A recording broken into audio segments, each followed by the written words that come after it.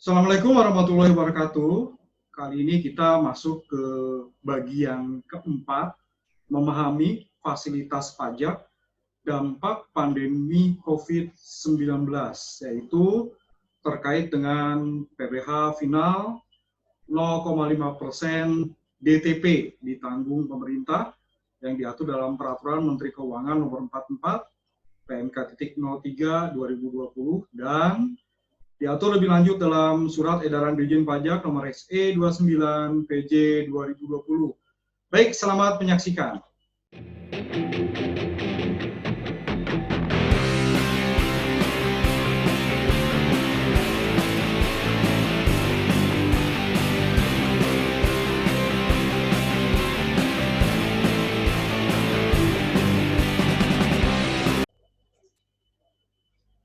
Oke, kita langsung kupas fasilitas PPh final 0,5% DTP ini.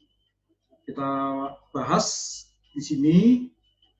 Yang pertama, pada prinsipnya berdasarkan Peraturan Pemerintah Nomor 23 Tahun 2018 atas penghasilan dari usaha yang diterima atau diperoleh wajib pajak yang memiliki peredaran bruto tertentu, yaitu 4,8 miliar, dikenai PPh final sebesar 0,5% dari jumlah peredaran bruto.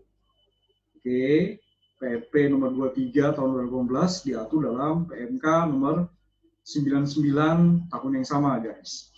Nah, di dua peraturan tadi juga disebut bahwa PPh final dilunasi dengan dua cara.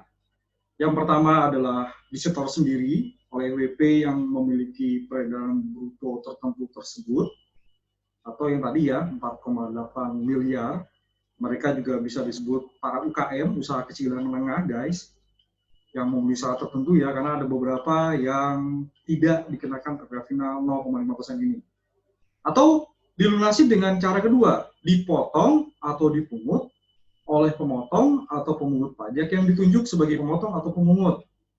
Jadi ada bukti potongnya, guys, berupa SSP ya. Memang ini unik sendiri aturan pajak PPh final 0,5% ini. Ya, silahkan cek PP 23 2018 juga PMK nomor 99, guys, dua peraturan tadi. Kemudian di sini juga disebutkan tentang dalam hal wajib pajak menyerahkan fotokopi surat keterangan pada saat melakukan transaksi yang merupakan objek pemotongan pemungutan PPh sesuai ketentuan mengatur mengenai pemotongan pemungutan PPh dengan pemotongan pajak. Pemotongan pemungut pajak melakukan pemotongan pemungutan pajak dengan tarif pada butir 1 ya tadi ya, 0,5%. Ini masih bicara PP 23 ya, guys ya. Kemudian atau melakukan impor, maka Ditjen Pajak, Ditjen Bea dan Cukai tidak melakukan pemungutan PPh pasal 22 impor. Pemotong atau pemungut pajak sebelum melakukan pemotongan atau pemungutan pajak harus melakukan konfirmasi atas kebenaran surat keterangan yang diserahkan oleh wajib pajak. Dalam hal hasil konfirmasi menyatakan terkonfirmasi, maka pemotong atau pemungut pajak melakukan pemotongan pemungutan pajak sebesar 0,5% tadi. Bila ternyata tidak terkonfirmasi, maka pemotong atau pemungut pajak melakukan pemotongan pemungutan PPh sesuai ketentuan umum. Sesuai ketentuan umum artinya apa? Bila ternyata dia hasil konfirmasi kebenaran surat keterangan tadi adalah benar, maka secara normal, guys, si pemotong pemungut memotong PPh final 0,5%. Bila ternyata tidak terkonfirmasi, tergantung nih, pemotong pemungut bertransaksi dengan siapa. Bila ternyata dia bertransaksi dengan badan usaha dan terkait jasa, maka dipotong PPh 23 2%. Bila ternyata si pemberi jasa di sini adalah orang pribadi, maka dipotong PPh pasal 21 ya. Oke. Nah, kita masuk di sini fasilitasnya, guys. PPh final yang tadi 0,5% berdasarkan PMK 44 tahun 2020 ini itu diberi fasilitas pajak berupa ditanggung pemerintah atau PPh final 0,5% ditanggung pemerintah. Nah, di sini PPh final DTP yang diterima oleh wajib pajak diperhitungkan sebagai penghasilan dikenakan pajak. Oke. Dalam hal surat keterangan telah terkonfirmasi untuk menerapkan ketentuan pada butir 6, berarti di tahun pemerintah tadi ya, pemotong atau pemungut pajak tidak melakukan pemotongan pajak pada saat pembayaran, ya, pada saat pembayaran transaksi tadi. Nah, fasilitas ini guys diberikan untuk masa pajak April sampai dengan September. Jadi untuk bulan Juli ini masih ya guys ya, masih di sini masih bisa dinikmati. Terakhir nanti di bulan September, beberapa bulan lagi. Kemudian di sini juga ada contoh-contoh guys, silahkan dibuka PMK-nya ya. Wajib pajak untuk bisa memanfaatkan insentif wajib pajak yang tadi ya, yang sampai dengan 4,8 miliar tadi, dan dia termasuk dalam ketentuan PP 23 untuk bisa memperoleh PPh final 0,0%, itu wajib mengajukan surat keterangan. Wajib mengajukan permohonan guys, surat keterangan. Surat keterangannya ini juga dilakukan secara daring guys ya, lewat saluran tertentu di DJP online ya, pajak.go.id. Oke, tata cara surat keterangannya sama seperti diatur dalam PP 23 guys. Dan kemudian surat keterangan yang berdasarkan era COVID-19 ini ya masih tetap berlaku. Masih tetap berlaku untuk melaksanakan PP nomor 23. Bentuknya ada di sini guys. Kita bisa cek ya. Nah, ini dia surat keterangannya ini sama seperti era yang PP 23 guys. Cuman mungkin bedanya ada di sini kali ya, ada di barcode ini ya. Mirip-mirip lah guys ya, ini enggak, cuman di sini ada ketentuan khusus guys ya. Ya, surat keterangan ini. Oke, kita skip dulu nanti ya. Nah, kemudian juga guys, wajib pajak yang memiliki peran tertentu dan memanfaatkan PPh final 0,5% DTP ini wajib menyampaikan laporan realisasi melalui saluran tertentu, guys. Laporan realisasi PPh DTP ini meliputi PPh terutang atas penghasilan berima berperoleh wajib pajak, termasuk dari transaksi dengan pemotong atau pemungut. Insentif PPh final DTP diberikan berdasarkan laporan disampaikan oleh wajib pajak sepanjang wajib pajak tersebut telah memiliki surat keterangan sebelum laporan disampaikan. Jadi surat keterangan ini hal yang signifikan guys ya. Jadi kalau belum punya, ya maka harus segera. Oke, pemotong atau pemungut pajak harus membuat surat setoran pajak, cetakan kode billing. Ini kewajiban pemotong pemungut ya, lawan transaksi dari si UKM ini atau yang penghasilannya masih di bawah 4,8 miliar, harus membuat surat setoran pajak atau cetakan kode billing dibubuhi cap atau tulisan PPh final ditanggung pemerintah X PMK nomor berapa gitu ya. Oke, PMK nomor 44 sini maksudnya ya, atas transaksi yang merupakan objek pemungutan PPh. Laporan realisasi dilengkapi dengan surat setoran pajak yang tadi ya, sampaikan paling lambat tanggal 20 bulan berikutnya setelah masa pajak berakhir.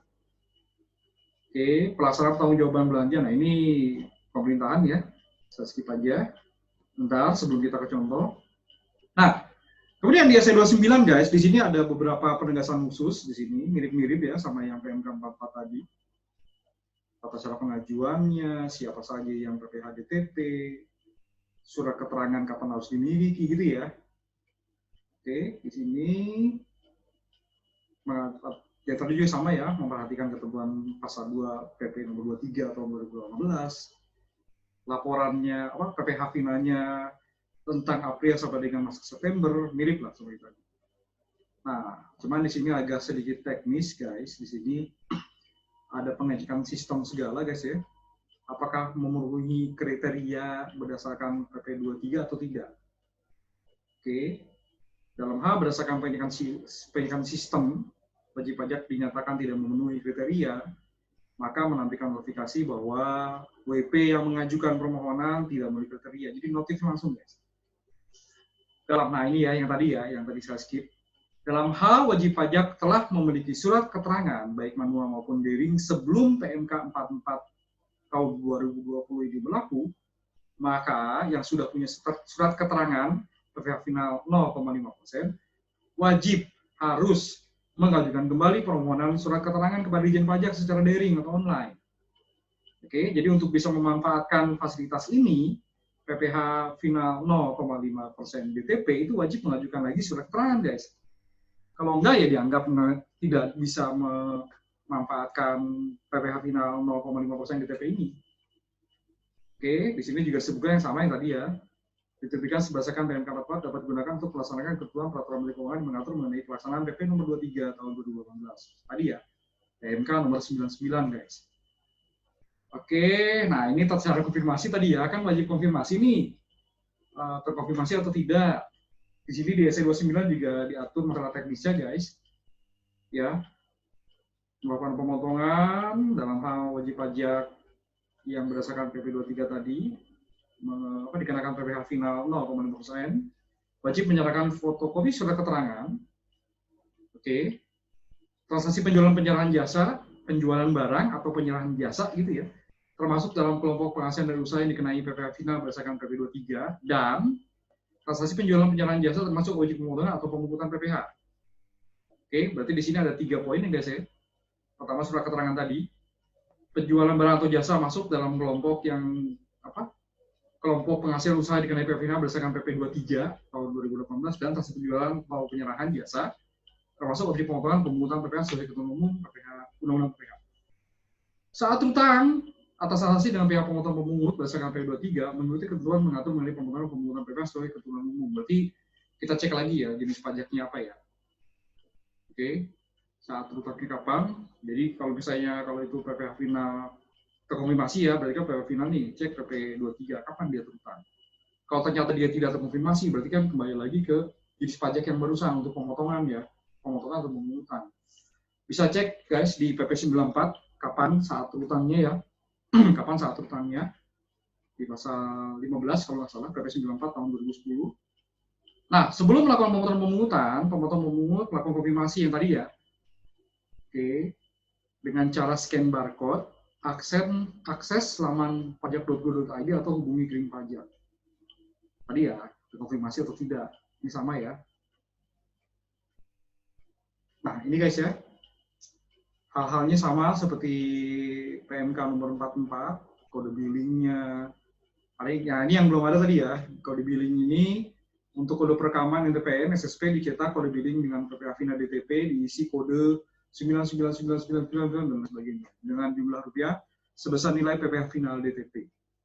Nah, dalam hal terdapat kelebihan pembayaran PPh final berdasarkan PP 23 tahun 2018 yang telah dipotong dipungut oleh pihak lain karena wajib pajak memanfaatkan insentif PPh final DTP, maka kelebihan pembayaran PPh tersebut dapat diajukan permohonan pengembalian pajak yang seharusnya tidak berhutang oleh wajib pajak atau diajukan permohonan pemindah bukuan oleh pemotong pemungut pajak ke KPP di KPP tempat pembayaran administrasikan ke pembayar pajak wajib pajak. Oke guys ya, itu PPh final DTP. Kita akan cek contoh-contohnya di sini di formulirnya tadi ya. Ya, formulirnya ya. Nah, di sini Tuan S memiliki usaha apotek. Pada tahun pajak 2019, Tuan S memiliki perolehan bruto 3 miliar. Nah, masih di bawah 4,8 miliar nih guys. Maka penghasilan usaha apotek tahun 2020 dikenai PPh final berdasarkan ketentuan PP 23 tahun 2018. Oke, Tuan S telah memiliki surat keterangan, maka kapan ini surat keterangan? Tanggal 18 Mei ya, peredaran brutonya ini itu ya, ada di situ 40,5 juta, 60 juta untuk bulan Mei dan Juni 75 juta. Maka di sini untuk April sampai dengan Juni Tuan S berhak memperoleh insentif PPh final DTP dengan cara menyampaikan laporan realisasi PPh final DTP pada saat tertentu paling lambat 20 Mei untuk masa pajak April, 20 Juni untuk masa pajak Mei, 20 Juli untuk masa pajak Juni 2020. Oke ya, sehingga Tuan S tidak menyetor PPh. Ini mirip-mirip ya. Mirip-mirip seperti PPh 21 DTP yang sudah dibahas di bagian 2 dan 3 guys. Silakan cek ya di playlist Unbrief Channel. Oke. Kemudian guys, ini di sini juga ada contoh lain ya. Ada contoh lain di sini. Usaha bengkel terdaftar sebagai pajak tanggal 24 Januari 2019.